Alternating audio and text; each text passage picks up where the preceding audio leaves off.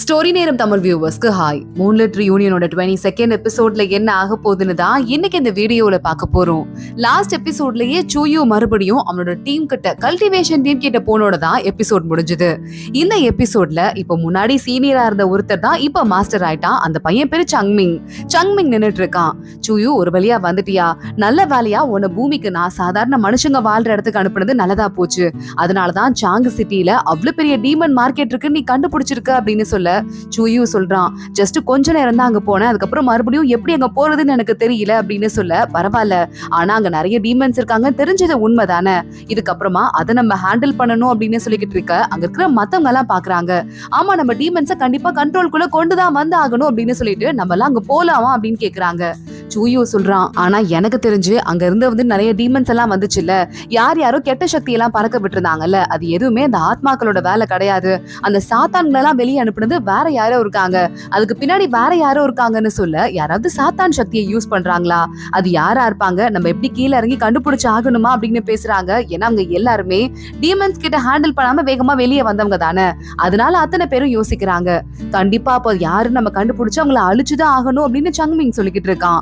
சூயூவை பார்த்து நீ இப்ப என்ன பண்றனா அப்படின்னு சொல்ல ஆரம்பிக்க, உடனே இந்த சங்மிங் வேற சொல்றான், நீதான் மாஸ்டருக்கு ஃபேவரட் ஸ்டூடெண்டா இருந்த, நீதான் அந்த முக்கியமான பொறுப்பெல்லாம் பாத்துக்கணும்னு சொல்ல, மத்தவங்க எல்லாம் அவன் என்னதான் இருந்தாலும் நம்மளோட ஜூனியர், அவனுக்கு அந்த அளவுக்கு திறமை கிடையாது, அவனை எப்படி நம்ம அனுப்புறது அப்படின்னு பேசிட்டு இருக்காங்க.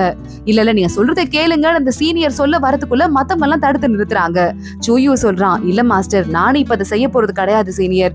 ஏன் அப்படின்னா நான் ரெண்டு விஷயத்த சொல்றதுக்காக வந்திருக்கேன்.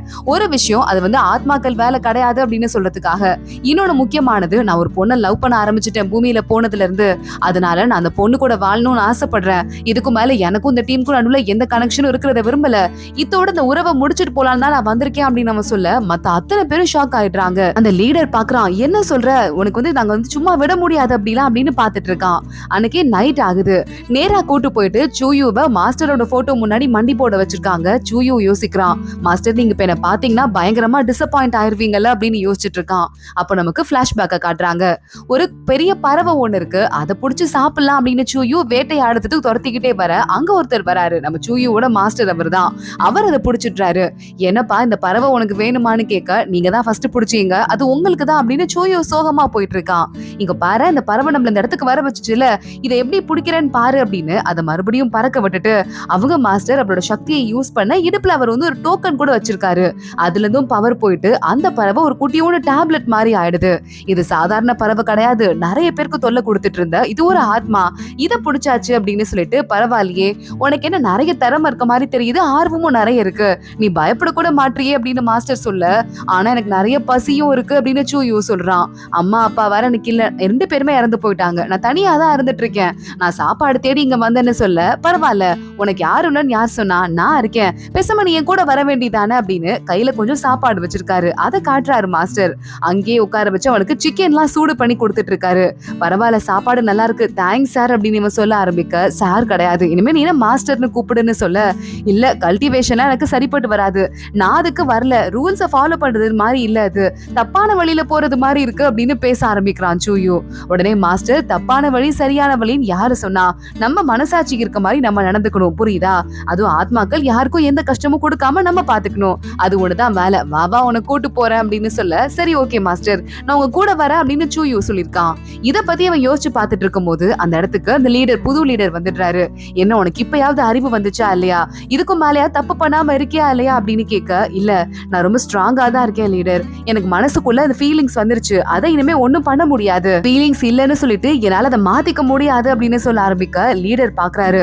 அப்பனா நீ என்ன பண்ற, இதுக்கும் மேல நான் உன்னை மன்னிச்சு எந்த பிரயோஜனமும் கிடையாது, ஒருவேளை நீ இந்த இடத்தை விட்டு வெளியே போகணும்னு ஆசைப்பட்டனா அரே ஒயிட் அரே இருக்குல்ல, அது போட்டு அதுல உனக்கு தண்டனை கொடுத்துட்டு தான் இங்க இருந்து வெளியே அனுப்ப முடியும், அதான் இருக்கிற ரூல்ஸ் அப்படின்னு சொல்ல, ரொம்ப தேங்க்ஸ் அதையே பண்ணிடுங்க அப்படின்னு சூயூ சொல்லிக்கிட்டு இருக்கான். லீடர் உள்ள வராரு. அங்க வர இன்னொருத்தர் பார்த்துட்டு லீடரை பார்த்து, இவனுக்கே நீங்க இவ்வளவு சலுகை காட்டுறீங்க, அவன் தான் வெளியே போறேன்னு சொல்றான், அவன் கிட்ட இருக்கிற ஒட்டுமொத்த பவரையும் புடுங்கிட்டு அப்புறம் அனுப்பிட வேண்டியதானேன்னு சொல்ல, இல்ல இவன் மாஸ்டரோட ரொம்ப ஃபேவரட் ஸ்டூடெண்டா இருந்தவன், அவனுக்கும் நம்ம ஒரு சான்ஸ் கொடுத்து பாக்கணும்னு தான் இவ்வளவு நாள விட்டு வச்சேன், இதுக்கு மேல அவன் போகணும்னு ஆசைப்பட்டான்னா வேற வழியே இல்லைன்னு சங்மிங் சொல்லிடுறான். இங்க மத்த சீனியர்ஸ் எல்லாம் பேசி பேசிட்டு இருக்காங்க. சூயு அந்த ஒயிட் அறைக்குள்ள போறானேன்னு அந்த அறை முன்னாடி நின்னுட்டு இது என்ன பண்ணும் அப்படின்னு ஒரு புது பையன் கேக்குறான். அவன் சொல்லிட்டு இருக்கான், இதுக்குள்ள போனா நிறைய வெள்ளை பறவைங்க உடம்ப தொலைச்சிட்டு இந்த பக்கமும் அந்த பக்கமும் போயிட்டு வரும். இதனால வந்துட்டு சாவு வராது, ஆனா வலி ரொம்ப அதிகமா இருக்கும். ரொம்ப வருஷத்துக்கு முன்னாடி ஒருத்தர் நம்ம இனத்தை விட்டு வெளியே போறேன்னு சொன்னப்போ மாஸ்டர் இதே தண்டனையை தான் கொடுத்தாரு. ஆனா அப்படி கொடுக்கும்போது அந்த பையன் உயிரோட வெளியே வந்துட்டான். ஆனா அதுக்கப்புறம் அவனுக்கு காயம் சரியே ஆகல, வலி தாங்க முடியாம இறந்து போயிட்டான் அப்படின்னு சொல்லிட்டு இது ஒண்ணுதான் வழி, வேற வழியே இல்ல அப்படின்னு அவங்க பேசிட்டு இருக்காங்க. அவங்க எல்லாம் கிளம்பி போனதுக்கு அப்புறமா ஒருத்த முகமூடி போட்டு இருப்பான்ல, அவன் அங்க வரான். ஒயிட் அறை போடுற இடத்துல எதையோ தூக்கி போட்டு போயிடுறான். அங்க வர சீனியர் ஒருத்தர் இதெல்லாம் பாத்துடுறான். அவனுக்கு என்ன நடந்துச்சுன்னு சுத்தமா புரியல. இங்க பார்த்தா ஆத்ம உலகத்துல உங்களுக்கு எல்லாம் ஒண்ணு தெரியுமா, நம்ம பூனராணிக்கு கல்யாணம் ஆக போகுது அப்படின்னு எல்லா ஆத்மாக்களுக்கும் விஷயம் பரவிடுது. அங்க நம்ம ஊஷாவையும் கூப்பிடுறாங்க. பெரியசுங்க எல்லாம் இருக்காங்கல்ல, அவங்க எல்லாம் வந்திருக்காங்க. கல்யாணமாமே உங்களுக்கு அப்படின்னு கேட்க, என்னையா அது இங்கே தான் இருக்கீங்க, வெளியே போறது இல்ல, எனக்கு கல்யாணங்கிற விஷயம் மட்டும் உங்களுக்கு எப்படி கரெக்டா தெரியுது அப்படின்னு ஊஷா கேட்டுட்டு இருக்கா. அதெல்லாம் இல்ல, கல்யாணம் பண்ணிக்கிறது தப்பு தானே அப்படின்னு சொல்லிட்டு அவங்க கேட்க ஆரம்பிக்க, கல்யாணம் பண்ணிக்கிறது தப்புன்னு எந்த ரூல் புக்ல எங்க போட்டிருக்குன்னு கொஞ்சம் சொல்றீங்களா? அதுவும் இல்லாம நான் பாதி மனுஷங்கிறதால அந்த வாழ்க்கையை வாழ்றதுல எந்த தப்பும் இல்ல, உங்களுக்கு ஏதாவது அப்ஜெக்ஷன் இருக்கா அப்படின்னு கேக்குறா. எல்லாரும் வாய மூடிட்டு இருக்காங்க, ரூல்ஸ்ல தப்பு இல்லன்னு இருக்கதால. ஆனா அங்க ஷூ வந்துடுறான். எனக்கு பிடிக்கல, எனக்கு அப்ஜெக்ஷன் இருக்குன்னு சொல்லிக்கிட்டு இருக்கான்.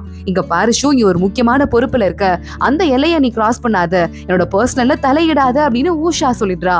எல்லாரும் சைலண்டா பாத்துட்டு இருக்காங்க. யாருக்கும் எந்த அப்ஜெக்ஷனும் இல்லைன்னா நான் இங்க இருந்து கிளம்புறேன் அப்படின்னு ஊஷா போயிடுறா. ஊஷா வீட்டுல உட்காந்து ஒரு புக்கு படிச்சிட்டு இருக்க. அவங்க அப்பா அங்க வந்துடுறாரு. ஏம்மா, இந்த நேரம்லாம் நீ நல்லா தூங்குற நேரம், இப்பன்னு பார்த்து நீ புக்கு படிச்சிட்டு இருக்க, எதுக்கு அந்த சூயு பையல வந்து நம்பிட்டு இவ்வளவு நாள் நீ வெயிட் பண்ணணும்? 10 நாள்ல வரேன்னு சொன்னான், 12 நாள் ஆச்சு, இன்னும் எட்டி கூட பாக்கல. அவனை இதுக்கு மேலே நீ நம்ப தான் போறியாமா அப்படின்னு கேட்டுட்டு, என் பொண்ணு சுகமா இருக்கதை பார்க்க எனக்கு பிடிக்கல அப்படின்னு அவர் அங்க இருந்து போயிடுறாரு. ஊஷா பாக்குறா. ஆனா அப்பா சொல்றதும் கரெக்ட் தான், இன்னைக்கு 12வது நாள் ஆச்சு, இன்னும் கூட வரவே இல்லை அப்படின்னு யோசிக்க ஆரம்பிக்கிறா. இங்க சூயு கரெக்டா வெளியே மண்டி போட்டே இருக்கான். இன்னைக்கு அவனுக்கு தண்டனை கொடுக்க வேண்டிய நாளும் வந்துருச்சு.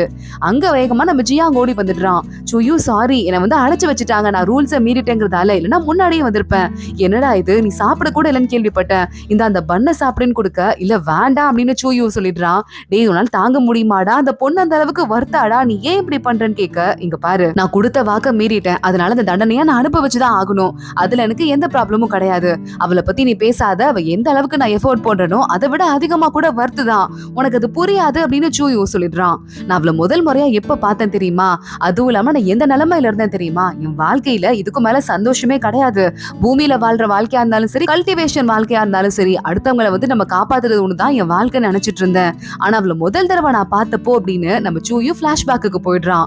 அப்போ முதல் தடவையா இந்த ஊருக்கு அன்னைக்குதான் முதல் தடவை அவன் காலை எடுத்து வச்சிருக்கான். அப்போ நம்ம ஊஷா ஒரு குதிரையில விறுவிறுன்னு வேகமா கிளம்பி வந்திருக்கா. அங்க இருக்கிற எல்லாரும் அவளை பார்த்து பயந்து போய் ஓரமா நின்றுருக்காங்க. இப்படி கூட ஒரு பொண்ணு இருப்பாளா அப்படின்னு சூயு பார்த்துட்டு இருந்திருக்கான். அவ தலையில இருந்து ஒரு பூ ஒண்ணு கலண்டு நம்ம சூயு கையில போய் விழுது.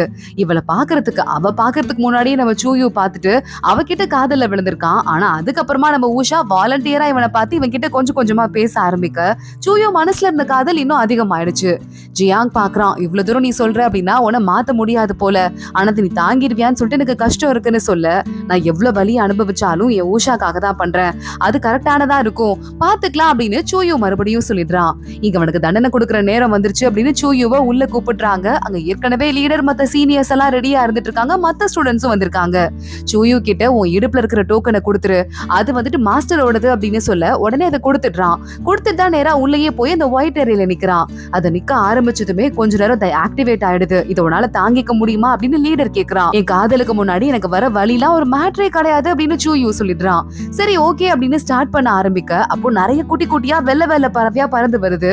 அது நம்ம சூயுவோட உடம்புல ஒரு பக்கம் போயிட்டு இன்னொரு பக்கம் வர ஆரம்பிக்குது. நிறைய காயம் வந்துருது. கரெக்டா ஒரு இது செட்டு ஃபுல்லா முடியுது. சூயுக்கு அப்பையும் சுயநினைவு இருக்கு. வழியில துடிக்க ஆரம்பிக்கிறான்.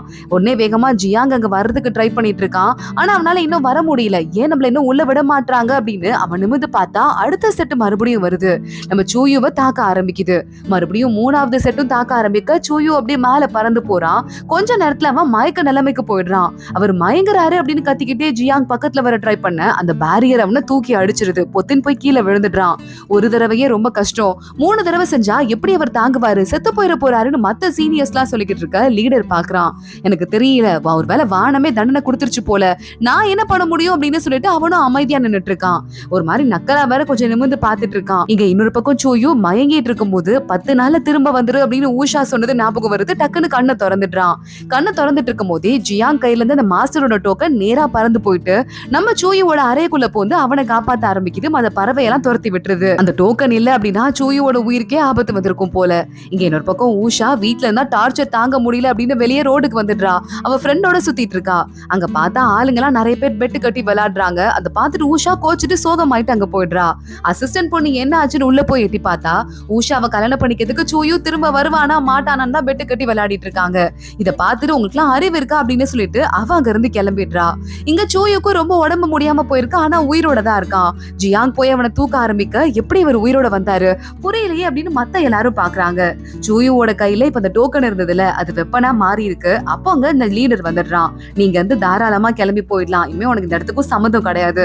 ஆனா இது மாஸ்டரோட வெப்பன், இது அவரோடது அப்படிங்கறதால அதை எங்க கிட்ட கொடுத்துட்டு போயிடு அப்படின்னு லீடர் சொல்றான்.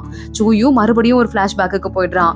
இந்த வாழை நம்ம சூயு கிட்ட அவங்க மாஸ்டர் கொடுக்கும் போது இது உங்களோடது, இது முறைப்படி நம்ம சீனியருக்கு தான் வரணும், எனக்கு கொடுக்காதீங்கன்னு சொல்ல உன் சீனியர் ஒன்னும் அந்த அளவுக்கு அல்பம் கிடையாது, இதுக்கெல்லாம் கோச்சுக்கிறதுக்கு இது உனக்கு செட் ஆகும் தோணுது, இதை வச்சுக்கோன்னு மாஸ்டர் கொடுத்து நம்ம சூயுக்கு பிராக்டிஸ் எல்லாம் சொல்லி கொடுத்திருக்காரு. இன்னும் ட்ரை பண்ணு அதை அவன் யூஸ் பண்ற தெரியற வரைய அதை பத்தி யோசிச்சு பார்த்துட்டு இருக்கான். டே இது மாஸ்டரோடது, மாஸ்டர் இந்த இடத்தை சேர்ந்தவரு, நீ இதை கொஞ்சம் யோசிச்சு பாருன்னு லீடர் மறுபடியும் சொல்ல ஆரம்பிக்க அதோட தான் இந்த எபிசோட் முடியுது. அடுத்தடுத்து என்ன ஆக போகுது தொடர்ந்து பார்க்கலாம். இந்த வீடியோவை லைக் பண்ணிக்கோங்க, மறக்காம நம்ம சேனலுக்கு சப்ஸ்கிரைப் பண்ணிட்டு பெல் ஐக்கானையும் கிளிக் பண்ணிக்கோங்க. அடுத்த வீடியோல பார்க்கலாம். அது வரைய பாய்.